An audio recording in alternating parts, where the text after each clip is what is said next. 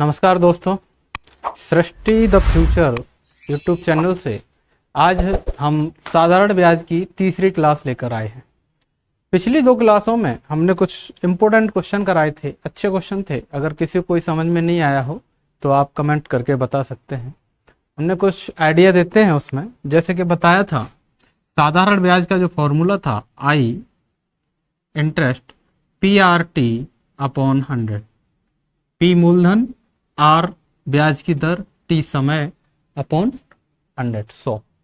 यहाँ पर क्या था कि इस फॉर्मूले को ट्रांसफॉर्म किया गया था। जैसे P अगर कहीं चाहिए तो I इंटू 100 अपॉन RT लिखा गया था।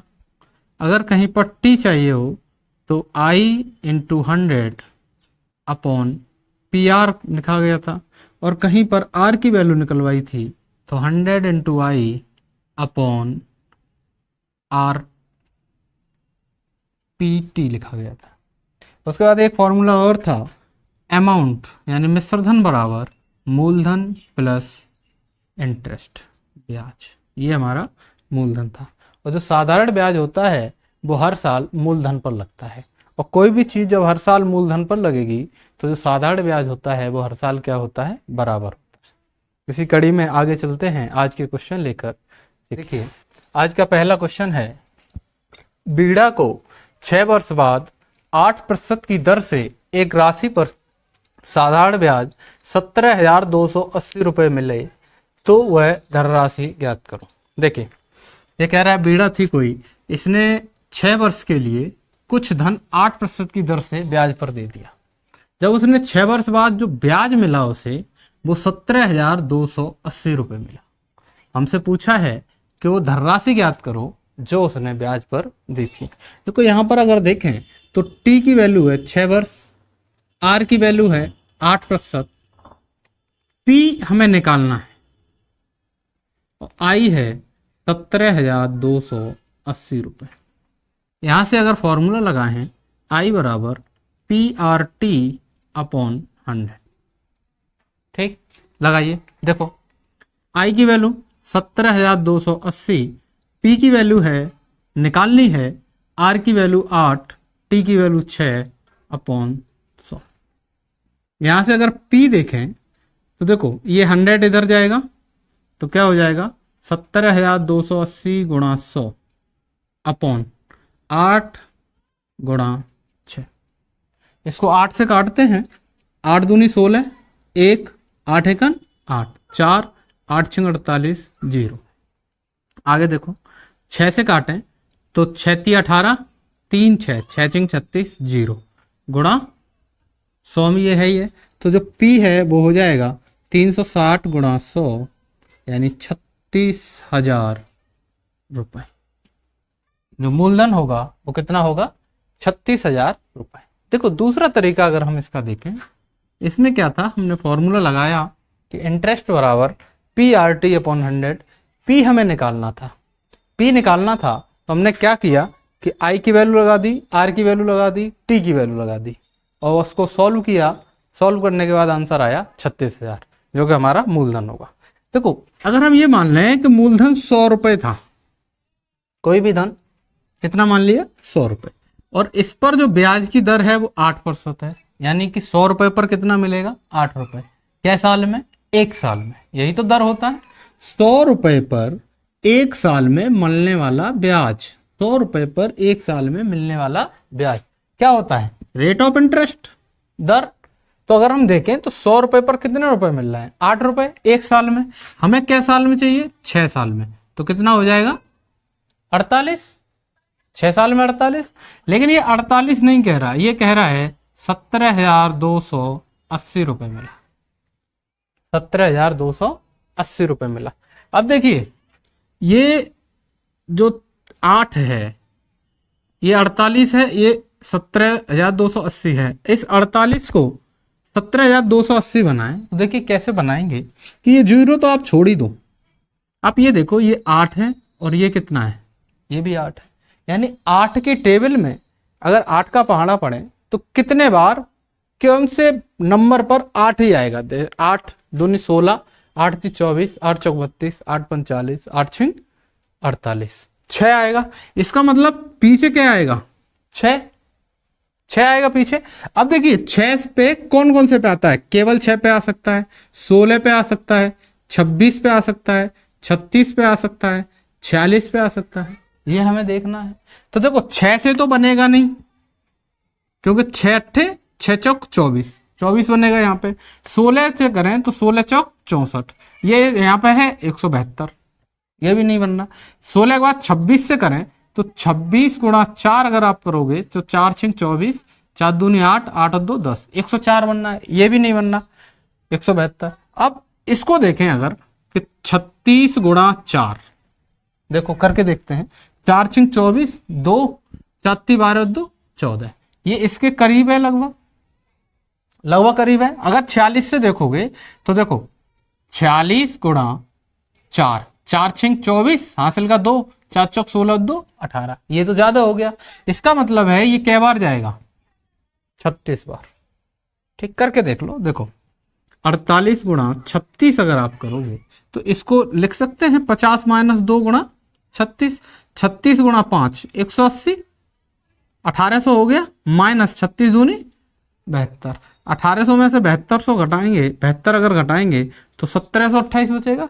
ये देखो 1728 आ गया। ठीक, और ये एक जीरो बचा तो यहां पर क्या आ जाएगा, जीरो है। ठीक है, समझ में आया गुणा करना। ये हमारा सॉल्व हो गया। यानी जो 48 है इसको अगर हम कितना बना रहे हैं, 17,280, तो कितने गुना बन रहा है, 360 गुना। तो ये जो हमने 100 रुपए मूलधन माना था, ये भी क्या गुना हो जाएगा, 360 गुना। तो जो मूलधन आएगा वो कितना आ जाएगा, 36,000 रुपए। यही हमारा आंसर होगा। देखिए दूसरा क्वेश्चन है, 7500 रुपए का 7% की दर से 3 वर्ष का साधारण ब्याज व 5% की दर से 4 वर्ष के साधारण ब्याज का अंतर बताओ। देखिए सॉल्यूशन देखते हैं इसका। एक तो वही है PRT अपॉन 100, 7500 रुपए है। अगर हम I1 निकालें, हमें यही तो चाहिए, I1 माइनस I2, I1 अंतर I2। देखो ये जो चिन्ह होता है ये अंतर का होता है। अंतर का मतलब होता है जो ज्यादा होगा उसमें से कम वाला घटेगा, माइनस में आंसर नहीं आएगा। तो I1 माइनस I2 चाहिए हमें। यहां से अगर हम लगाएं तो ये देखो P1 R1 T1 upon 100 minus P2 R2 T2 upon 100, ये होगा। यहां से देखो जो P है वो दोनों के लिए सेम है, यानी हम ये लिख सकते हैं कि P और P दोनों के लिए क्या है, सेम है। तो अगर यहां से P अपॉन 100 कॉमन ले लें तो बनेगा R1 T1 minus R2 T2। लगाइए, देखो P है आपका 7500 अपॉन 100, R1 की वैल्यू 7 गुणा T1 की वैल्यू 3 माइनस RT की वैल्यू 5 गुणा T2 की वैल्यू 4। 2 जीरो से 2 जीरो कैंसिल, 75 गुणा 7 21 माइनस 20 बराबर 75 गुणा 1 यानी 75 रुपए। यानी जो हमारा आंसर आएगा वो क्या आ जाएगा, 75 रुपए। इसने यही तो पूछा है कि 7500 रुपए है 7% की दर से 3 वर्ष का साधारण ब्याज और 5% की दर से 4 वर्ष का साधारण ब्याज का अंतर बताओ। तो I1 माइनस I2 लगाया, I1 की वैल्यू I2 की वैल्यू सॉल्व किया तो आंसर आया 7500 रुपए, सॉरी 75 रुपए। अगर हम इसका दूसरा तरीका देखें तो देखो ऐसे, देखो हमने मान लिया कि 100 रुपए पर कोई धन था, 100 रुपए, वो 7% की दर से 3 वर्ष के लिए दिया गया, तो कितने रुपए ब्याज बना, 21 रुपए। 7 3 21, एक साल में 7 रुपए मिल रहा है तो 3 साल में कितना लगेगा, 21 रुपए। अब यही धन 5% की दर से 4 साल के लिए दिया गया, तो 5 चौक 20 रुपए ब्याज मिला। अंतर देखो कितना आया, 1 रुपए। यानी अगर हमारा दिया गया धन 100 रुपए होता और 7% की दर से 3 साल का 21 रुपए, 5% की दर से 4 साल का 20 रुपए, और इन दोनों का अंतर 1 रुपए। ये जो 1 रुपए अंतर है वो कितने रुपए पे आया है, 100 रुपए पर। लेकिन हमें 100 पर नहीं चाहिए, कितने पर चाहिए, 7500 पर। तो ये क्या गुना है, 75 गुना। तो ये भी क्या गुना हो जाएगा, 75 गुना, और हमारा आंसर होगा 75 रुपए। तो दोनों का अंतर होगा वो कितना होगा? 75 रुपए। क्वेश्चन है किसी धन का 7% वार्षिक दर से 5 साल का व 5% की दर से 4 साल का ब्याज का अंतर 3500 रुपए है, तो मूलधन ज्ञात करो। देखिए सॉल्यूशन देखते हैं इसका। इसने कहा किसी धन का 7% की दर से, तो वही I1 माइनस I2 यही तो दिया है, कितना? 3500 रुपए। 3500 रुपए दिया है, यहां से लगाएं P1 R1 T1 upon 100 minus P2 R2 T2 upon 100 बराबर 35। अब देखिए यहां पर जो किसी धन का यानी जो मूलधन है वो एक ही है और 2 बार लगाया गया है। तो यहां से अगर P1 बराबर क्या हो जाएगा? P2, इसको किसके बराबर रख दें? P के। तो P अपॉन 100 कॉमन आ जाएगा, बचेगा अंदर R1 T1 minus R2 T2 किसके बराबर? 3500 के बराबर। P अपॉन 100 को ऐसे ही रहने दिया जाए, R1 की वैल्यू 7, T की वैल्यू 5 माइनस RT की वैल्यू 5 और ये 4। तो देखिए कितना हो जाएगा? 3500। ठीक, यहां से देखें तो P अपॉन 100 35 माइनस 20 बराबर 3500। तो P अपॉन 100 गुणा 15 बराबर 3500। इसको सॉल्व करें तो कितना आएगा? 3500 गुणा 100 अपॉन 100। 5 से काट दो, 5 से 15 और 5 से क्या बार कट जाएगा? 20 बार। 20 बार 3 से ये आ जाएगा 35 दूनी 70, 70,000। देखो 35 दूनी 70, 70,000 बट्टे 3। इसे 3 से सॉल्व करें तो 3 दूनी 6, 3 दूनी 6 1, 3 3 9 1, 3 3 9 1, 3 3 9 1, 3 3 9 सही 1/3 रुपए। ये हो जाएगा आंसर 23,333 रुपया 30 पैसा। ये हमारा आंसर होगा। चलिए देखिए अगर दूसरा तरीका देखें तो वही कि हम मान लें कि जो मूलधन था वो कितने रुपए था? 100 रुपए। हमें 1 साल में कितना मिलता है? 7 रुपए। तो कितने साल में? 5 साल में कितना मिलेगा? 35 रुपए। ठीक, अब यही धन 5% की दर से 5 साल के लिए, सॉरी 4 साल है, 4 साल के लिए लगाया तो कितना मिला? 20 रुपए। अगर अंतर देखें तो कितना बना? 15 रुपए। लेकिन 15 रुपए न होकर है कितना? 3500। ठीक, अब देखिए 3500 में 15 का भाग लगाएं तो सीधा यहीं से देखो, 15 दूनी 30, 5 0 15 तिया 45, 5 0 15 तिया 45। ठीक है, यही आता रहेगा 0.5/15 आएगा और इसको 5 × 5 5 तिया 15 यानी 233.1/3 ये बना। अब ये जो धन है 100 रुपए, ये भी कितना हो जाएगा? 233.1/3। या फिर ऐसे देखो, इसको 233.33 कर दें, 1/3.33। इसको 100 गुना करेंगे तो कितना आ जाएगा? 23,333 रुपया और 0.33 तो चलता ही जाएगा, यानी लगभग कितना रुपए आ जाएगा? 33,333 रुपए। चलिए देखिए क्वेश्चन है, 2 धनराशियों का अंतर 300 रुपए है। 300 रुपए है, इसका मतलब अगर पहली धनराशि P है तो दूसरी धनराशि हो जाएगी P + 300। 300 रुपए दोनों का अंतर हो गया।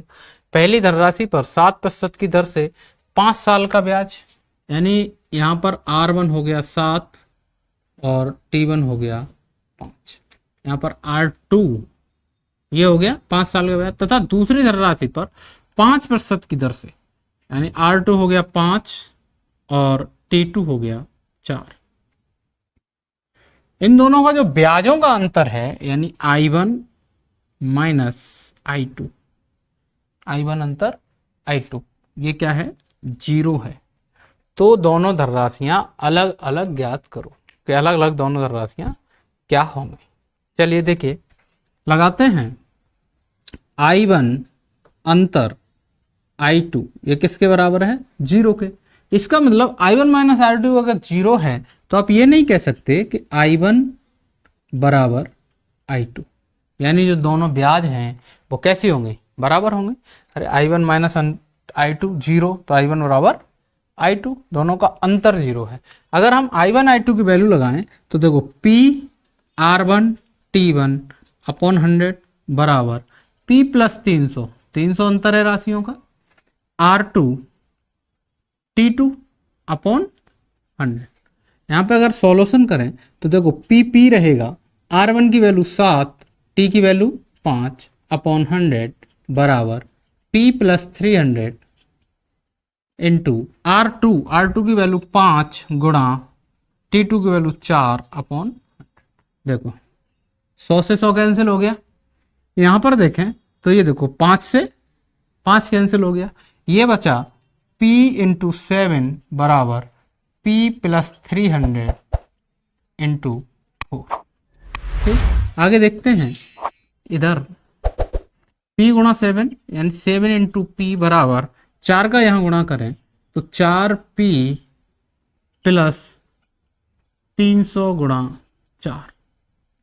ये देखिए इसको इधर लाएं तो 7P माइनस 4P बराबर 300 गुणा 4, 3P बराबर 300 गुणा 4, P बराबर 300 गुणा 4 बट्टे 3, 3 से इसे काट दें 100 बार, तो P बराबर आ जाएगी 400 रुपये। यानी जो पहली धनराशि है वो कितनी है, 400 रुपये, और जो दूसरी धनराशि है वो P प्लस 300 है, यानी 400 प्लस 300 बराबर 700 रुपये। ये दूसरी धनराशि। जरा समझो, देखो ये कह रहा है दोनों धनराशियों का अंतर 300 रुपये है, तो पहली हमने धनराशि P मान ली, तो दूसरी कितनी हो जाएगी, P प्लस 300, दोनों का अंतर 300 आ गया। R1 पहली धनराशि 7% की दर से 5 साल के लिए लगाई गई, यानी 7 R1 हो जाएगा और T1 कितना हो जाएगा, 5। दूसरी धनराशि 5% की दर से 4 वर्ष के लिए लगाई गई, तो R2 हो जाएगा 5 और T2 हो जाएगा 4। यहां से देखें तो I1 माइनस अंतर, और उसके बाद में इसने कहा है कि दोनों का अंतर 0 है। किसका अंतर, ब्याज का। ब्याज का अंतर क्या है, 0, यानी I1 अंतर I2 बराबर 0। अगर I1 माइनस I2 0 है तो I1 बराबर I2 हो जाएगा। यहाँ वैल्यू रख दो, P R1 T1 अपॉन 100 बराबर P plus 300 R2 T2 upon 100। Value रखी, सॉल्व किया, और सॉल्व करने के बाद P की वैल्यू आई 400। दूसरी धनराशि हमारी P प्लस 300, यानी 400 प्लस 300 कितनी हो जाएगी, 700 रुपये। देखिए अगर आप इसको दूसरी तरीके से समझो थोड़ा सा, अगर हमने इसको दूसरी तरीके से देखें तो देखिए पहले उसने 7% की दर से 5 साल के लिए दिया है। अगर जैसे 100 रुपये मूलधन है ना, 7% की दर से क्या साल के लिए दिया, 5, यानी 7 गुणा 5 हो जाएगा। ठीक, और दूसरा 5% की दर से क्या साल के लिए दिया, 4 साल के लिए, तो ये हो गया 35 और ये कितना हो गया, 20। अगर हम इन दोनों का अंतर देखें तो अंतर कितना आया, 0। जो ब्याजों का अंतर है वो कितना है, 0। देखो 20 में से 0 गया तो कितना आएगा, 20, और 35 में से 0 गया तो 35, यानी जो ब्याज की राशि होगी वो तो 0 आ गई, दोनों का अंतर। तो जो मूलधन की राशि होगी, ये ब्याज है और ये मूलधन है, मूलधन है ये है, तो अगर हम मूलधन का अनुपात देखें तो 20 अनुपात 35 होगा, 20 अनुपात 35 होगा। इसको सॉल्व करें तो 5 चौक 20, 5 सत्ते 35, ये आ गया 4 अनुपात 7। यानी अगर पहली धनराशि 4 रुपए है तो दूसरी धनराशि कितनी होगी, 7 रुपए। अगर इन दोनों का अंतर देखें तो कितना आया, 3।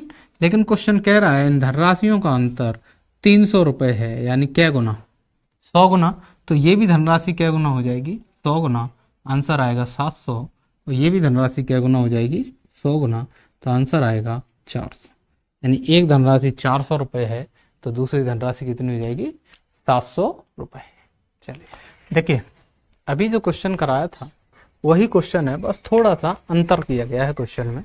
ये कह रहा है दो धनराशियों का अंतर 300 रुपये है, पहली धनराशि 7% की दर से 5 साल के लिए तथा दूसरी धनराशि 5% की दर से 4 साल के लिए दी गई और प्राप्त मिश्रधन का अंतर 0 है तो मूलधन याद करो। देखिए पिछले क्वेश्चन में क्या था, पिछले क्वेश्चन में था कि ये कह रहा था कि जो हमें ब्याज प्राप्त हो रहा है, जो हमें ब्याज प्राप्त हो रहा है वो क्या है, उनका अंतर 0, यानी कि दोनों धनराशियों पर जो ब्याज मिल रहा है वो कैसा है, बराबर है।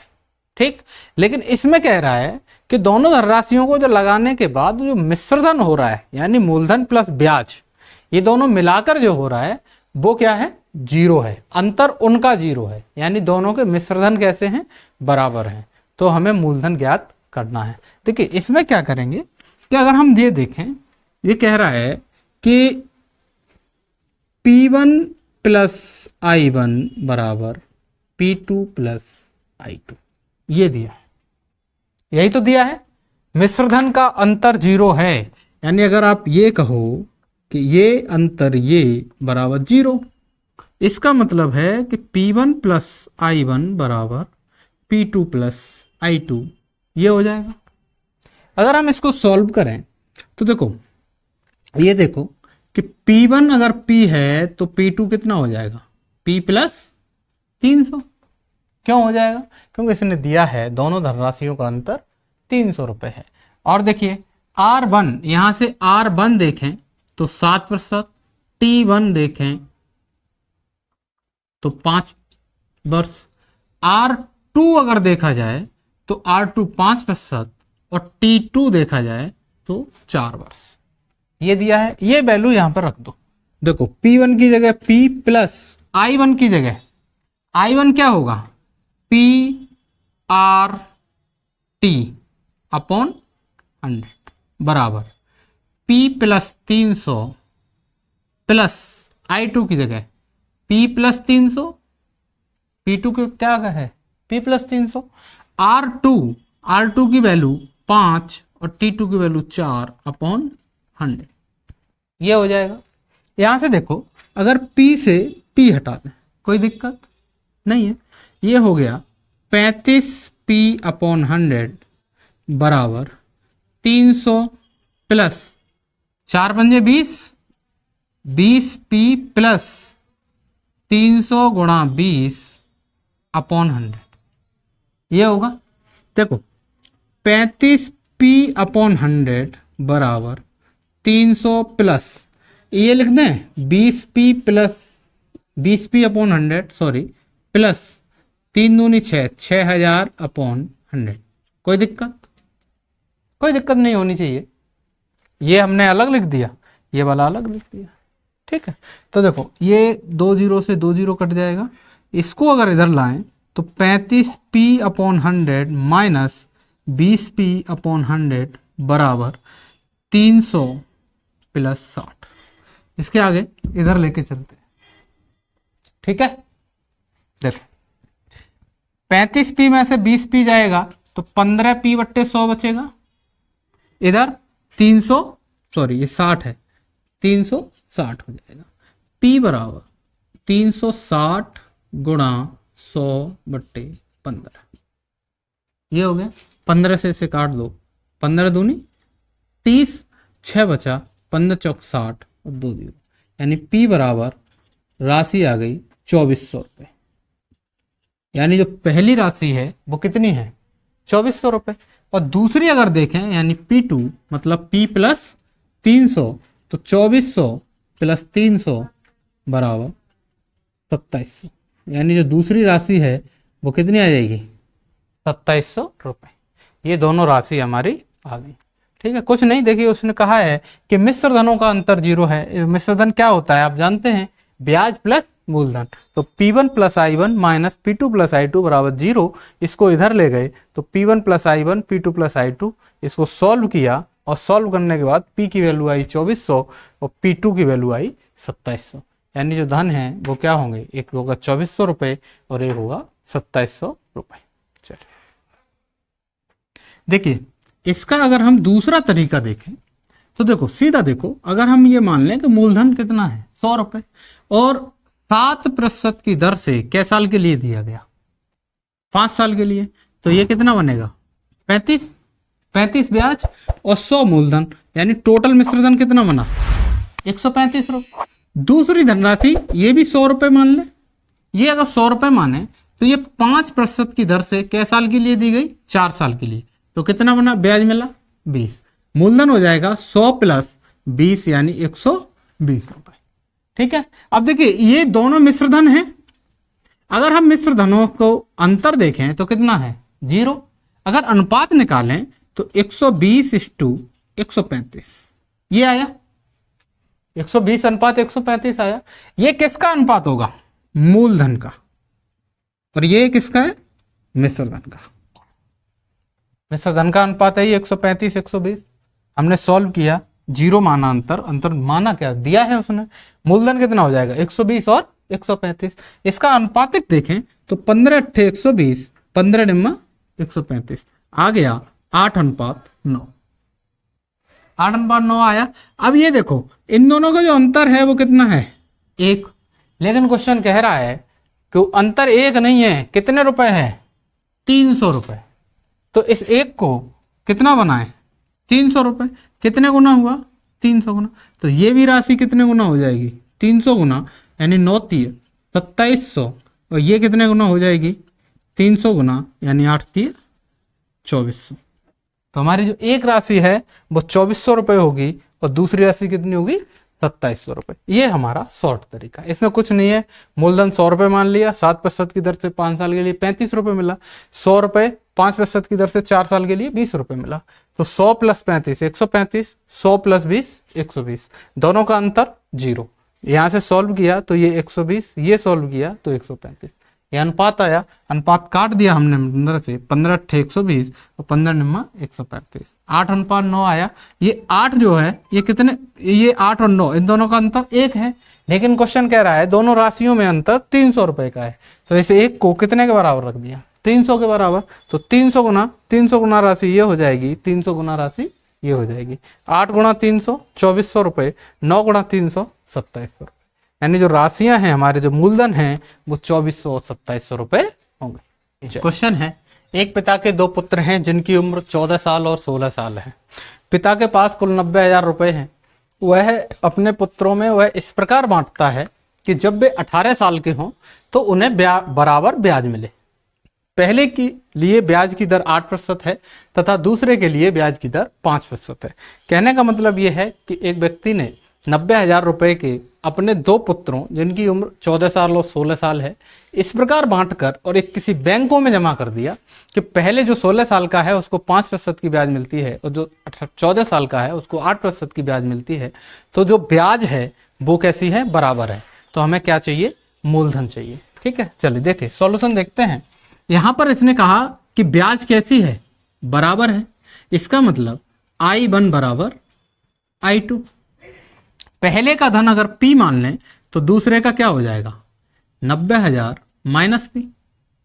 ठीक, देखो पहले के लिए अगर T देखें, T तो T देखो ये पहला क्या साल का है?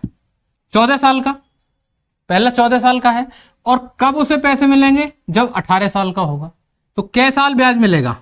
4 साल। और ब्याज की दर कितनी है? 5%। ठीक है, ये लिखा है उसने, पहले के लिए ब्याज दर 5% है और दूसरे के लिए 8% है। तो देखो अगर T2 देखें, ये T1 4%, T2 देखें तो ये 16 साल का है। कै साल पे मिलेगा पैसा? 18 पे। तो T2 कितना हो जाएगा? 2 साल। 18 माइनस 16। R2 की वैल्यू क्या होगी? 8%। यहां से लगा दीजिए I1 बराबर R2। इसको देखें तो P गुणा R की वैल्यू 5 गुणा T की वैल्यू 4/100 बराबर 90,000 माइनस P गुणा R की वैल्यू 8 गुणा 2/100। ये देखो 100 से 100 कैंसिल हो गया। 4 से ये क्या बार कट जाएगा? 2 बार। 4 दूनी 8। इधर बचा 5P बराबर ये 2 दूनी 4। 4 गुणा 90,000 माइनस 4 गुणा P। 4P हो गया। ठीक, अब देखो इस 4P को इधर लाएं तो 5P प्लस 4P बराबर 4 गुणा 90,000। 4 और 5 9P बराबर 4 गुणा 90,000। सॉल्व करें तो P बराबर 4 गुणा 90,000 अपॉन 9, 9 से ये क्या है 10,000। तो पहले के लिए राशि कितनी आ जाएगी 40,000 रुपये। दूसरे के लिए राशि कितनी आ जाएगी P2 90,000 माइनस 40,000 बराबर 50,000 रुपये। यानी उसने जो 14 साल का बच्चा है उसके लिए कितने रुपए जमा किए 40,000, और जो 16 साल का बच्चा है उसके लिए कितने रुपए जमा किए 50,000 रुपये। कुछ नहीं है, आपको I1 I2 दोनों बराबर दिए हैं। I1 की वैल्यू PRT अपॉन 100 से लगानी है, I2 की वैल्यू भी PRT अपॉन 100 से लगानी है। P की वैल्यू पर ध्यान देना है कि अगर पहले के लिए P रुपए है तो दूसरे के लिए क्या हो जाएगी 90,000 माइनस P, वो लगा देनी है। R की वैल्यू हमें दी हुई है।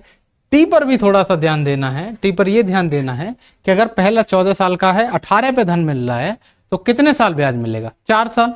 दूसरा 16 साल का है 18 साल पे धन मिल रहा है तो क्या साल ब्याज मिलेगा 2 साल। ये सॉल्यूशन लगाएंगे हम, और लगाने के बाद सॉल्व किया तो P की वैल्यू आ गई 50, P की वैल्यू आई 40,000 रुपये, और P2 निकाला 90,000 माइनस 40,000 तो आई 50,000 रुपये।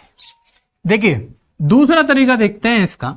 अगर हम ये मान लें कि 100 रुपये जो है जो धन है वो पहले को भी 100 रुपये मिला, दूसरे को भी 100 रुपये मिला, तो देखो पहले के लिए क्या साल ब्याज मिलेगा 4 साल, कितने से 5% से, तो कितने रुपए ब्याज के मिल जाएंगे 20 रुपए। दूसरा वाला 2 साल ब्याज मिलेगा कैसे 8% से। ये 16 का है ना, 18 का होगा तो 2 साल हो गए, ब्याज की दर कितनी है 8, तो इसको कितना मिलेगा 16 रुपए। ठीक है, अब देखो ये दोनों कैसे हैं बराबर हैं ब्याज, यानी इनका अंतर क्या है 0 है, अंतर 0 है, इसका मतलब ब्याज बराबर है। देखो 16 और 20 आएगा, 16 और 20, 16 माइनस 0 16, 20 माइनस 0 20। यहां से अगर अनुपात देखें तो 4:5 आया, यानी पहले को राशि अगर 4 रुपए दी गई तो दूसरे को कितनी दी जाएगी 5 रुपए। लेकिन ये टोटल राशि कितनी हुई 9 रुपए, यानी अगर उसने 9 रुपए बांटे होते तो पहले को 4 रुपए दे रहा होता और दूसरे को कितना दे रहा होता 9 रुपए। लेकिन ये 9 रुपए नहीं बांट रहा कितना है 90,000, यानी क्या गुना 10,000 गुना, 10,000 गुना। तो ये भी राशि क्या गुना हो जाएगी 10,000 गुना, यानी पहले को कितने रुपए मिलेगा 40,000 रुपए, दूसरे को कितना मिलेगा 5 गुना 10,000 50,000 रुपए। यानी जो 14 साल का है उसको कितने रुपए मिल दिया गया 40,000, और जो 16 साल का है उसको कितने रुपए दिया गया 50,000। ये हमारा आंसर होगा। देखिए आपको जो क्वेश्चन कराए जा रहे हैं वो शॉर्ट और लॉन्ग दोनों मेथड से बताए जा रहे हैं। उसके अंत में जब हम कुछ इंपॉर्टेंट क्वेश्चन जो पिछली परीक्षाओं में आए हुए कराएंगे वो केवल और केवल शॉर्ट मेथड से बताएंगे। अगर आपको फिर भी कोई दिक्कत आ रही है तो हमारे कमेंट सेक्शन में जाइए, कमेंट करिए और चैनल को लाइक करिए, सब्सक्राइब करिए और आगे बढ़ाते रहिए। धन्यवाद।